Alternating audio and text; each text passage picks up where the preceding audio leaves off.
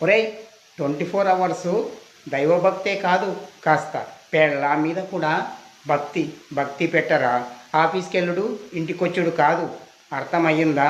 కాస్త పెళ్ళాం మీద కూడా భక్తి పెట్టి అబ్జర్వేషన్లో పెట్టాలి. మరి నీకు మొగతనం లేదని నీకు మాత్రమే తెలుసని నువ్వు అనుకుంటున్నావు, కానీ నీ పెళ్ళానికి ఎప్పుడో తెలిసిపోయింది నీకు మొగతనం లేదని. అందుకే అది పక్కింటోడితో లెగిసిపోవడానికి రెడీగా ఉంది. గోల్డు 25 లక్షల క్యాష్ రెడీగా తీసుకొని అక్కడ నిలబడి ఉంది వాడి కోసం. అర్థమయ్యిందా నీకు? ఇప్పటికైనా వెళ్ళి నీ పెళ్ళానికి భగవద్గీత బోధించి ఇంటికి పిలిపించుకుంటావో, లేదంటే ఆశీర్వదించి వాళ్ళిద్దరిని పంపిస్తావో ఇక నీ ఇష్టం. త్వరగా వెళ్ళి నీ నిర్ణయం ఏందో తేల్చుకో.